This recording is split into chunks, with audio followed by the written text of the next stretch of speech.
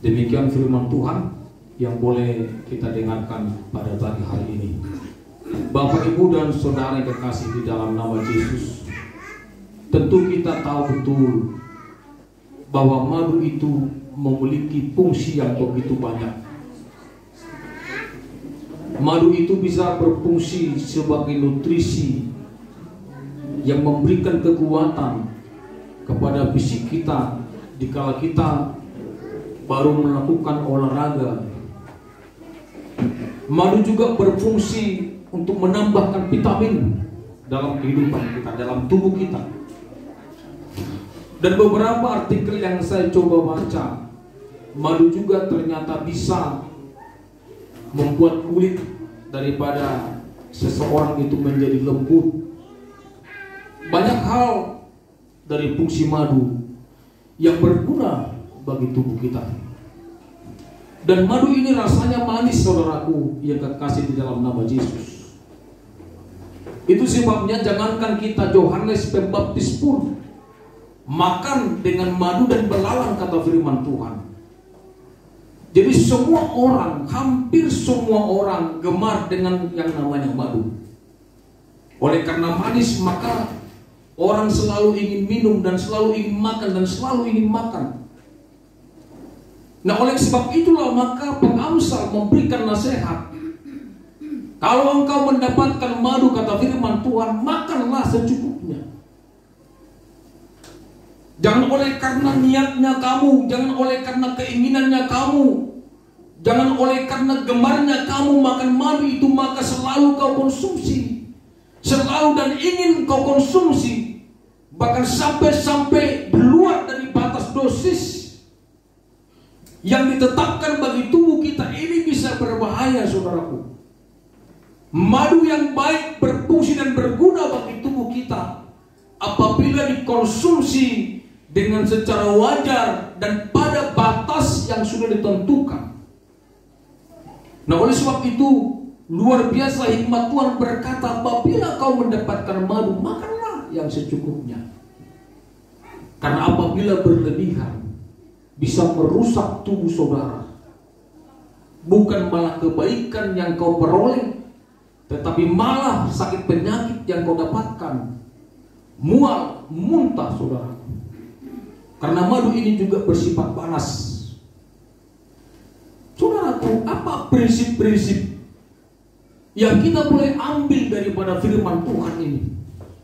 Kebenaran apakah yang bisa kita peroleh daripada firman Tuhan yang berkata kalau engkau mendapatkan madu, makanlah secukupnya? Apa yang mau kita petik? Yang pertama sekali adalah apabila kita memiliki berkat Tuhan, maka berkat itu jangan engkau timbun dalam hidupmu. Setiap orang yang memiliki berkat Tuhan merupakan satu kesempatan yang diizinkan oleh Tuhan supaya engkau mampu dan dapat berbagi kepada siapa saja. Allah ingin memakai engkau menjadi alat bagi Tuhan untuk memberkati orang-orang yang mungkin belum beruntung seperti saudara. Allah mengajar saudara, Allah memberikan kesempatan saudara untuk menabur benih. Jangan sampai apa yang kau peroleh dari Tuhan itu kau timbun dalam hidupmu, kau timbun dan kau timbun dalam hidupmu. Karena apa yang dirancang oleh Tuhan itu menjadi berbeda dari apa yang kau kerjakan. Tuhan memberikan berkat kepada saudara supaya engkau berbagi. Tuhan memberikan berkat kepada saudara supaya engkau memikirkan orang lain. Tetapi waktu kau terima, engkau tidak pikir orang lain. Malah dirimu, keluargamu, dirimu, keluargamu, dirimu, keluargamu, dirimu, keluargamu. Saya mau katakan kepada saudara bahwa itu bukan prinsip firman Tuhan. Dan kalau itu berlaku, saudaraku, maka Allah akan mengambil kembali apa yang sudah kau terima dari Tuhan. Karena Allah menganggap bahwa engkau tidak layak, tidak cakap, tidak sungguh-sungguh hati mengelola apa yang Tuhan berikan kepada saudara. Diambil lewat sakit penyakit, diambil lewat ketidakberuntungan, diambil lewat kecelakaan, diambil lewat berbagai cara Tuhan. Karena apa? Karena kau tidak layak untuk itu. Apa yang kau terima ternyata tidak membuat engkau menjadi orang yang berbagi. Apa yang kau terima untuk kau timbun dalam hidupmu, memperkaya dirimu, memperkaya pribadimu, memperkaya golonganmu. Alkitab katakan bahwa berbahagialah mereka yang murah hatinya, karena mereka akan dipuaskan oleh Tuhan. Tetapi orang-orang yang kikir, kata firman Tuhan, mereka itu seperti lintah yang berkata untukku dan untukku. Ada 4, kata firman Tuhan, yang tidak pernah berkata cukup dalam hidupnya. Coba baca Amsal 30. Amsal 30 ayat 15. Kalau sudah menemukan, langsung dibacakan bagi kita. Amsal 30 15. Yang sudah menemukan, langsung dibacakan. Firman Tuhan. Si lintah mempunyai 2 anak perempuan, untukku dan untukku. Oke, itu saja. Si lintah mempunyai 2 anak perempuan. Yang satu berkata untukku, yang satu berkata untukku. Artinya dia tidak pernah berpikir bagaimana saya berbagi. Yang ada di pikirannya adalah bagiku, untukku, buatku, demiku. Yang lain bodoh amat, yang lain pusing-pusing amat, yang lain ada orang yang memikirkan, bukan saya. Saya mau katakan, kalau saudara berpikir sedemikian, Tuhan pun akan berpikir yang sama seperti yang kau pikirkan. Sebab Alkitab berkata bahwa ukuran yang kau pakai untuk mengukur, maka ukuran itu pula yang akan dipakai untuk mengukur kamu. Sewaktu kau tidak memikirkan orang lain, Allah pun tidak akan pernah berpikir kepada saudara. Saudaraku yang kasih, Pengamsal dengan jelas berkata bahwa selintah mempunyai 2 anak perempuan. Untukku, untukku. Saudara pernah melihat lintah? Sebelum dia kenyang sampai buncitan, dia tidak akan pernah jatuh. Dia akan tetap menempel di situ. Saya karena orang desa, saya tahu kotak tetapi ukuran desa di sini. Kalau dia kurus, saudaraku, dia menempel sampai dia buncitan, gemuk. Pada tadi gemuk dok, asing dok, orang model lintah. Sampai dia buncitan dari kurus sampai dia membesar sampai di segini. Setelah nggak bisa lagi menyedot, udah perlu langsung hemat permatena. Saudara aku yang kekasih dalam nama Yesus. Oleh sebab itu Alkitab dengan jelas berkata, supaya apa yang kau peroleh, kata firman Tuhan, maka berikan juga. Kau sudah terima dengan cuma-cuma, berikan juga dengan cuma-cuma. Keselamatan yang kau peroleh dengan cuma-cuma, berikan juga dengan cuma-cuma. Karena itu anugerah Tuhan, berkat Allah yang diberikan kepada saudara, maka berikan juga kepada siapapun. Hidup kekristenan itu sebenarnya adalah hidup yang berbagi. Saudara bukan hanya saudara sendiri hidup di dunia ini, pikirkan orang lain. Saudaraku yang kedua, prinsip firman Tuhan yang kita peroleh dalam firman Tuhan dari Amsal pasal yang ke-25 itu, yang kedua adalah lakukan tugas dan fungsimu secara proporsional. Lakukan tugas dan fungsimu sesuai dengan job desk yang ditentukan Tuhan. Suami berlaku seperti suami, istri berlaku seperti istri, anak berlaku seperti anak. Bawahan harus berlaku kepada atasan, atasan harus berlaku berbuat seperti itu kepada bawahan. Jangan sampai ada istri berseolah-olah melakukan semua pekerjaannya, mengambil alih tugas daripada suaminya, memerintah suaminya.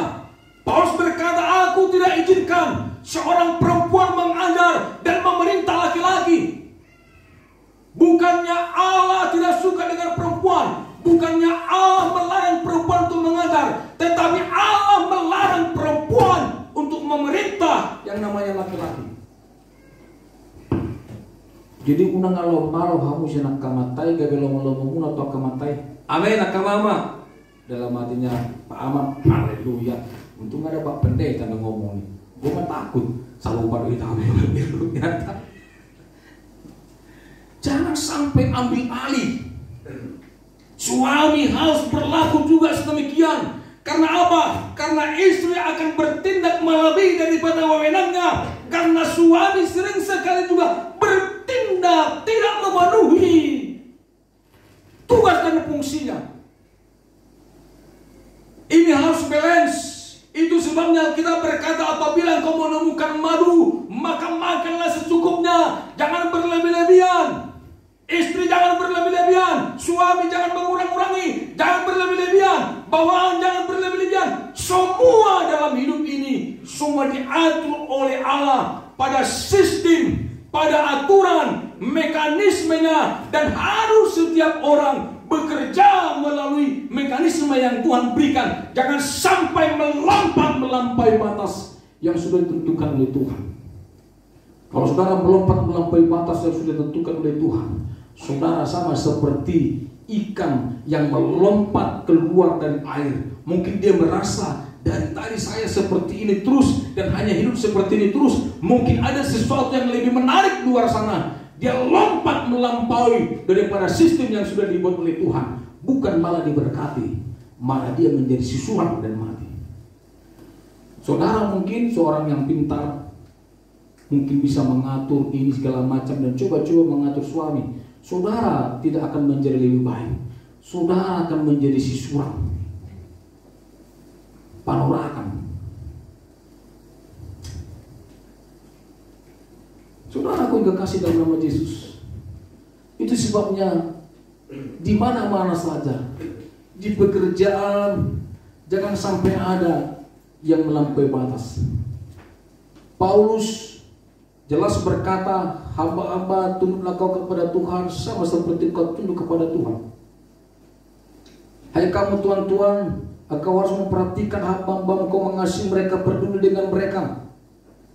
Semua aturan-aturan ini dalam Efesus juga dikatakan kepada suami dan kepada istri. Bagaimana istri harus tunduk kepada suami, bagaimana suami harus sayang kepada istri, harus mengasihi istri, kata firman Tuhan. Bagaimana anak-anak juga akan berlaku sama.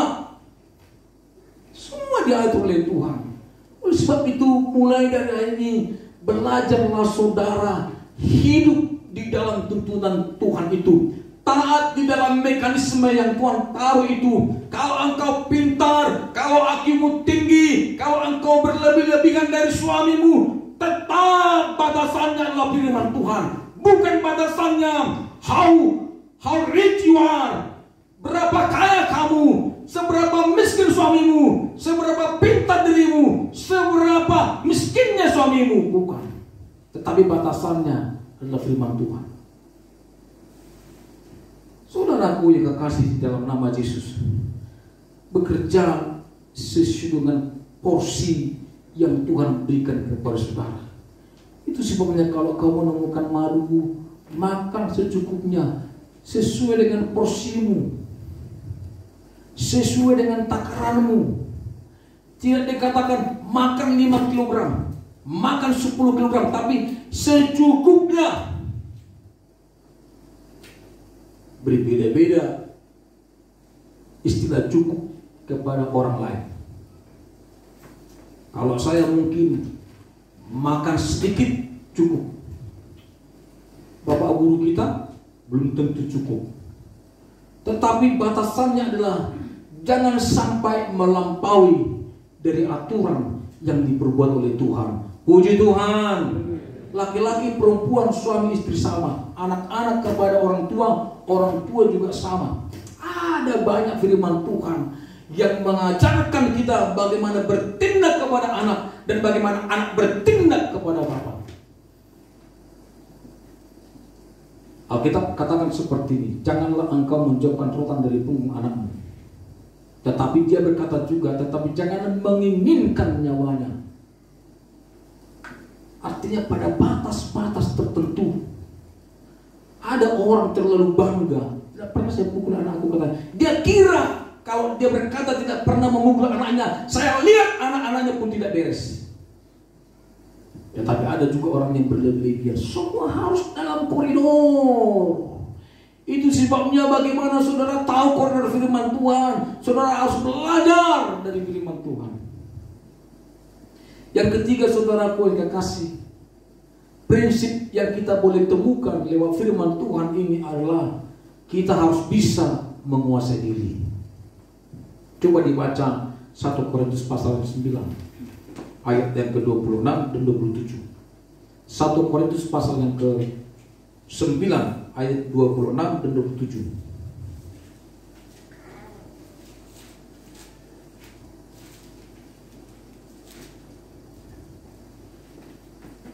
Yang menemukan langsung saja dia baca. Demikian firman Tuhan. 1 Korintus 9 ayat 26. Sebab itu aku tidak berlari tanpa tujuan, dan aku bukan petinju yang sembarangan saja memukul, tetapi aku melatih tubuhku dan menguasai seluruhnya, supaya sesudah memberitakan Injil kepada orang lain, jangan aku sendiri ditolak. Sebab itu aku tidak berlari tanpa tujuan, dan aku bukan petinju yang sembarangan saja memukul, tetapi aku melatih tubuhku dan menguasai seluruhnya. Ingat, aku melatih tubuhku dan menguasai seluruhnya, supaya sesudah memberitakan Injil kepada orang lain, jangan sendiri aku ditolak. Melatih tubuhku dan menguasai seluruhnya. Saudara harus menguasai dirimu, saudaraku. Menguasai supaya pas sesuai dengan ritmenya Tuhan. Saudara harus kuasai hidupmu, pikiranmu, keinginanmu, hasratmu, apapun yang mungkin akan menjadi sesuatu reaksi dari hidupmu sendiri, kau kuasai, kau kemas di dalam koridor firman Tuhan. Paulus berkata, ia melatih tubuhnya dan menguasai seluruhnya. Menguasai seluruh apa? Seluruh tubuh, pikiran daripada Paulus. Kita harus belajar menguasai diri. Amin. Amin. Harus belajar menguasai diri. Saya pribadi pun sampai hari ini belajar menguasai diri, karena saya belum tuntas. Saya harus belajar menguasai diri dan belajar. Kata belajar di sini adalah sesuatu bentuk yang terus menerus, suatu bentuk yang tidak berkesudahan. Kata belajar di sinilah satu bentuk yang kontinu. Ada satu proses. Apapun itu, saudaraku, kalau kita tidak belajar menguasai diri, ini kita akan celaka, saudaraku. Kalau saudara coba pergi ke LP sana, saudaraku, orang-orang yang ada di sel, maka hampir semua orang-orang yang ada di sel, mereka semua ada di sel karena tidak bisa menguasai dirinya. Miskin boleh, tapi jaga dirimu untuk tidak mencuri. Bodoh boleh, tapi jangan jaga dirimu untuk tidak menjadi minder. Pintar boleh, tapi jaga dirimu supaya jangan sombong. Semua kita harus menjaga diri. Saudaraku yang kekasih dalam nama Yesus, ada saja hal yang membuat kita tidak menjaga diri. Memang kita terpancing untuk marah, kita terpancing untuk melampaui sesuatu yang diatur kepada kita. Tetapi saya mau katakan saudara, di dalam hal apa apabila kita menjaga diri kita, maka output yang saudara peroleh saat kau menjaga diri itu akan jauh lebih baik daripada tidak menjaga diri. Itu sebabnya tidak sembarangan pengamsal ini berkata, apabila kau menemukan madu, makan secukupnya. Kalau memang baik memakan banyak, maka firman Tuhan akan berbeda berkata. Dia akan berkata, apabila kau menemukan madu, habiskan semua, makan seluruhnya, tidak perlu tinggalkan. Tapi karena firman Tuhan ini adalah perkataan Allah yang benar dan tidak mungkin salah, maka waktu dikatakan makanlah secukupnya, artinya kau harus menjaga dirimu, menguasai tubuhmu, jangan sampai melebihi dari apa yang sudah ditentukan oleh Tuhan. Saya sudah berkali-kali berkata, bawa pendapat dari banyak pakar. Apabila solar system kita ini, jagat raya kita ini bergeser dari orbitnya sedikit pun, ini akan menimbulkan chaos, saudara. Bagaimana Tuhan ada bermiliar-miliar bintang-bintang, benda-benda langit, ada bermiliar-miliar, bahkan sampah-sampah di luar angkasa sana begitu banyak. Dan itu harus bergerak di dalam orbit yang ditentukan oleh Tuhan. Apabila ada 1, 2, 3, 4 yang sampai keluar dari orbitnya, itu bisa berbahaya, saudara. Ini gambaran bagi kita. Hiduplah kamu sesuai dengan firman Tuhan. Lakukan firman Tuhan. Jangan berlebih-lebihkan dan jangan berlebih-lebihan. Amin. Jangan kuasai diri. Fungsi firman Tuhan ini adalah pertama sekali, tujuan kita melakukan prinsip ini adalah supaya kita tidak dapat masalah, tetapi mendapatkan berkat. Semua orang suka berkat. Kalau saya katakan siapa yang mau uang 10 juta, semua pasti akan cuci tangan. Orang kaya sekalipun pasti akan cuci tangan. Apa yang kurang atau kan cuci tangannya? Agak malu-malu. Siapa di sini mau celaka? Orang akan berkata, siapa yang mau celaka? Tetapi pilihan hidupmu itu akan menghantarkan kamu kepada kecelakaan. Kalau kau makan berlebihan, tadi saya sudah katakan, itu akan mengakibatkan penyakit. Tapi apabila kau makan secukupnya, kau akan mendapatkan kesehatan, vitamin, nutrisi yang cukup. Itu berarti bahwa apabila kita melakukan ini sesuai dengan firman Tuhan, maka kita akan mendapatkan berkat, tetapi lebih daripada itu kita akan celaka. Yang kedua, saudaraku, orang tidak menderita karena kita. Apa yang kau perbuat berimbas kepada istrimu, berimbas kepada suamimu, berimbas kepada anak-anakmu, berimbas kepada adikmu, berimbas kepada di sekitarmu. Itu sebabnya jaga dirimu. Sebab apabila kau tidak menjaga diri, orang lain akan celaka karena kamu. Kalau kau dirimu mau kan begitu kata orang Batak. Tapi kalau bisa begitu mau sendiri silakan. Tetapi persoalannya kan tidak segampang itu. Persoalannya tidak segampang itu. Kalau seumpamanya kita celaka, istri bagaimana? Dia akan berimbas. Anak bagaimana? Usaha bagaimana? Adik bagaimana? Kakak bagaimana? Gereja Tuhan bagaimana?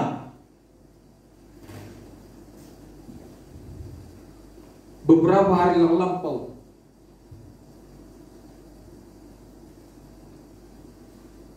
saya ditanyakan seorang pengurus,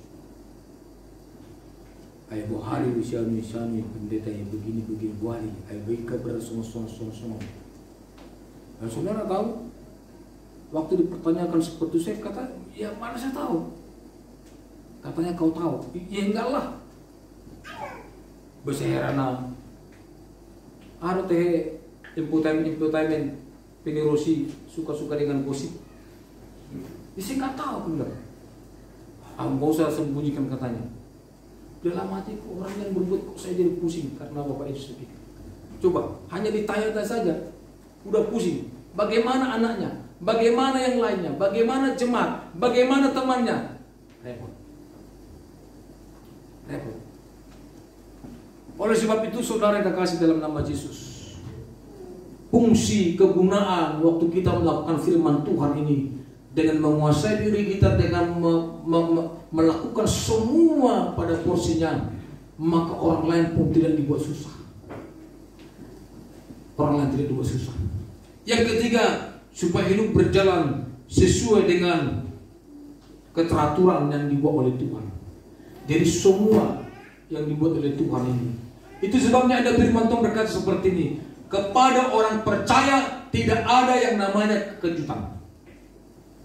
Semua by design.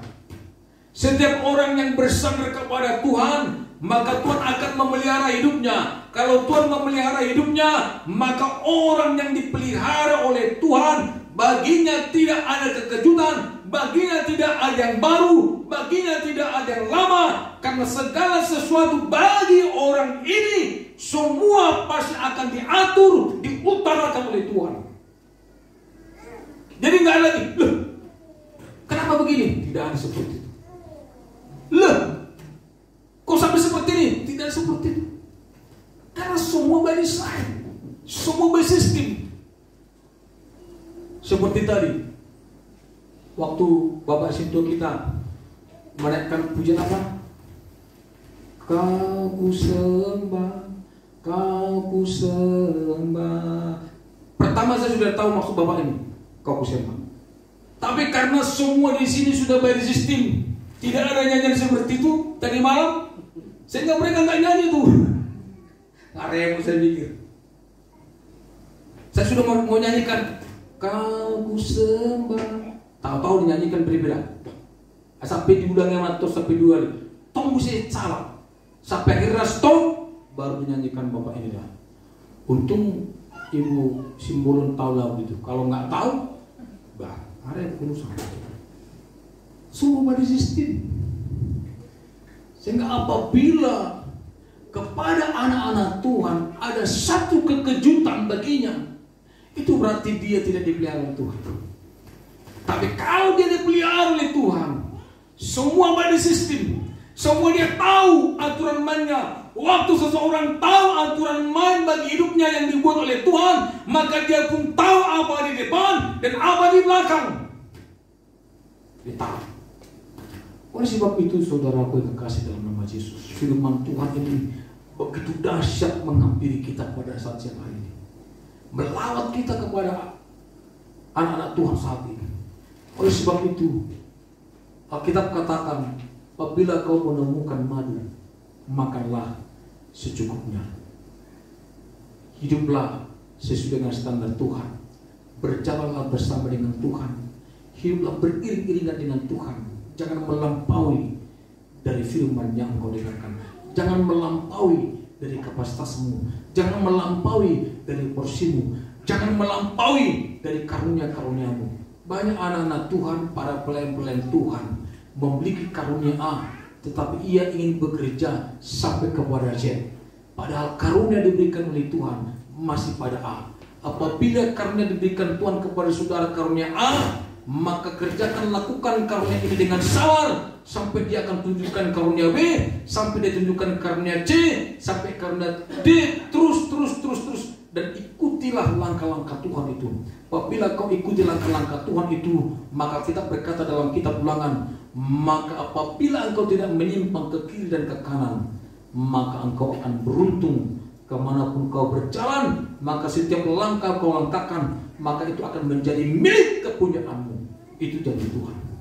Oleh sebab itu pada siang hari ini, diberkati kita, diberkati semua orang yang mendengar firman Tuhan ini. Puji Tuhan. Kita bangkit berdiri.